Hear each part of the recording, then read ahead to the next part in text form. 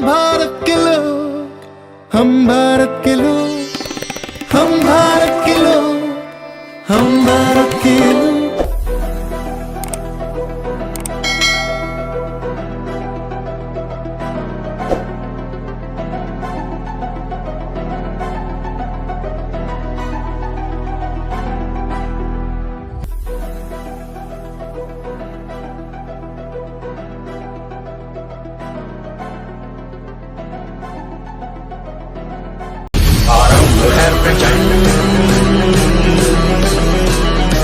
सभी को जय भारत, जय संविधान। मैं असलम इसाक बागवान, इनक्रेडिबल हम भारत के लोग चैनल के माध्यम से आज मैं आपके सामने लेकर आया हूँ पप्पू से पापा तक का सबर का अगला भाग। पिछले भाग में हमने देखा कि राहुल गांधी को किस तरह से पप्पू बनाया गया।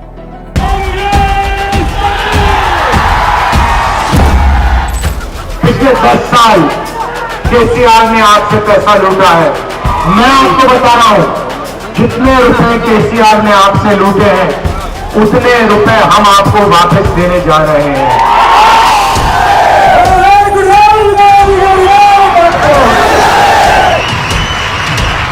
बीजेपी छाती फैलाई घूमती थी यहाँ पे, कांग्रेस पार्टी ने पूरी की पूरी गैस निकाल दी उनकी। उनको पता भी नहीं लगा, उनके गाड़ी के चारों पहिए उतर गए। आज उनके नेताओं की लाइन लगी हुई है, कांग्रेस पार्टी में आना चाहते हैं। कांग्रेस का मतलब गरीबों के साथ खड़ा होना, गरीबों के साथ मिलना, गले लगना और गरीबों के लिए काम करना। और किस तरह से उनको नॉमिनेट करने की कोशिश की, अभी हम उनके जीवन के बारे में जान रहे हैं। पिछले भाग में हमने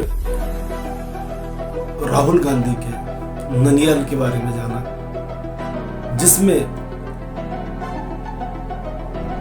उनका ननियाल का नाम कौल से नेहरू किस तरह से। तो हमने पिछले एपिसोड में देखा था कि नेहरू खानदान की शुरुआत जो है ये गंगाधर कौल यानी गंगाधर नेहरू से हो गए। उनके सुपुत्र जो है मोतीलाल नेहरू।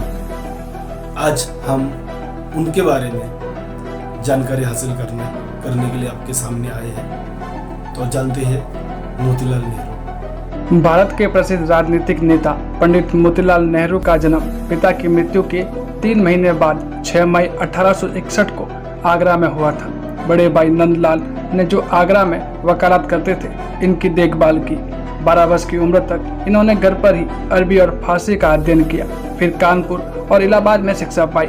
हाईकोर्ट वकील परीक्षा पास करने के बाद मोतीलाल जी ने कानपुर में वकालत आरंभ की और इलाहाबाद चले गए। वहाँ थोड़े दिनों में ही उनकी गणना उच्च कोटि के और संपन्न वकीलों में होने लगी। उन्होंने पश्चिमी रहन सहन को अपनाया। उत्तर प्रदेश में आने वाली पहली मोटर कार उन्हीं के पास थी। प्रसव काल में उनकी पत्नी का देहांत हो जाने के कारण 22 वर्ष की उम्र में मोतीलाल जी ने स्वरूप रानी से विवाह किया।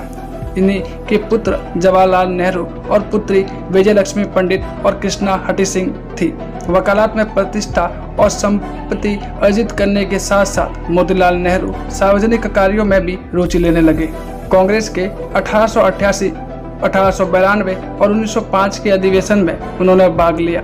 बंग के बाद वे और अधिक सक्रिय हुए। 1907 में उत्तर प्रदेश के प्रथम प्रांतीय राजनीतिक सम्मेलन की उन्होंने अध्यक्षता की और 1908 में उनको संयुक्त प्रांत की काउंसिल का सदस्य चुना गया। वहां उन्हें अपनी विधायी प्रतिभा का परिचय देने का अवसर मिला। कांग्रेस से संबंध रखते हुए भी मोतीलाल जी नेहरू की अंग्रेजी अधिकारियों से मैत्री थी। 1911 में दिल्ली दरबार में, जिसमें ब्रिटेन के पंचम जॉर्ज आए थे, मोतीलाल जी भी आमंत्रित थे। इस अवसर पर पहनने के लिए कपड़े, हैट आदि लंदन के मशहूर दर्जी से तैयार करवाए गए थे। जवाहरलाल नेहरू तब लंदन में ही थे और उन्हीं ने ये चीजें भिजवाई थी। लेकिन देश में राजनीतिक क्षेत्र में जो परिवर्तन आ रहा था, उसका प्रभाव मोतीलाल नेहरू पर भी पड़ा। लंदन से शिक्षा प्राप्त करके वे भारत आने पर जवाहरलाल की वकालत से अधिक राजनीतिक में रुचि लेने लगे। इसी बीच एनी बेसेंट ने होम रूल लीग का गठन किया और पिता और पुत्र दोनों इसके सदस्य बन गए।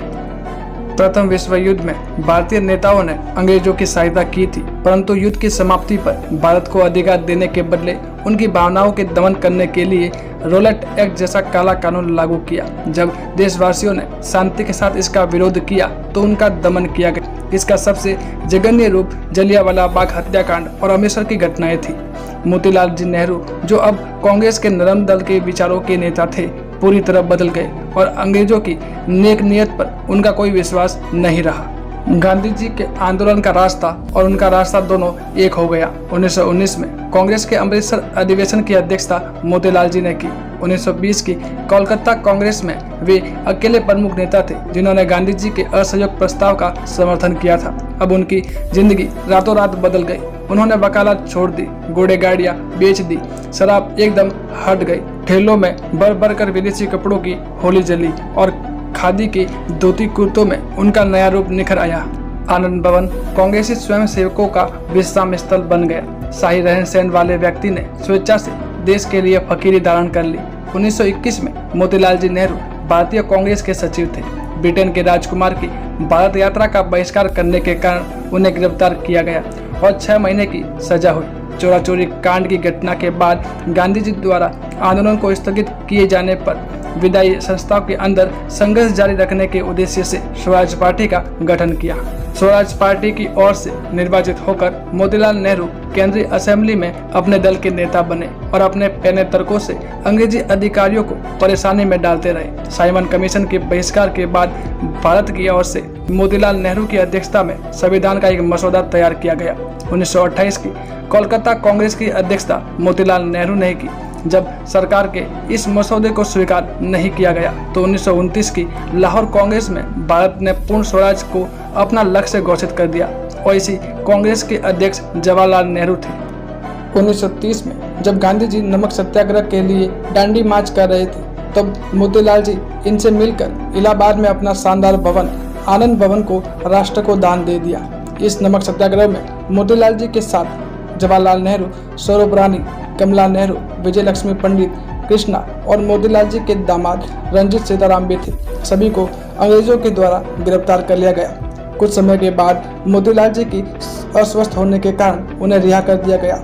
एक्सरे की सुविधा इलाहाबाद में न होने के कारण उन्हें लखनऊ लाया गया और वही 6 फरवरी 1921 को उनका देहांत हो गया। अभी आपने मोतीलाल नेहरू जी के बारे में जो जाना, इसके बाद हम बात करेंगे मोतीलाल नेहरू जी के सुपुत्र पंडित जवाहरलाल नेहरू। आज के लिए इतना ही। जय भारत, जय संविधान। और देखना न पप्पू से पापा तक का सफर। अगर आपको पसंद आए तो लाइक जरूर कीजिए, सब्सक्राइब कीजिए और इस पर कमेंट जरूर कीजिए।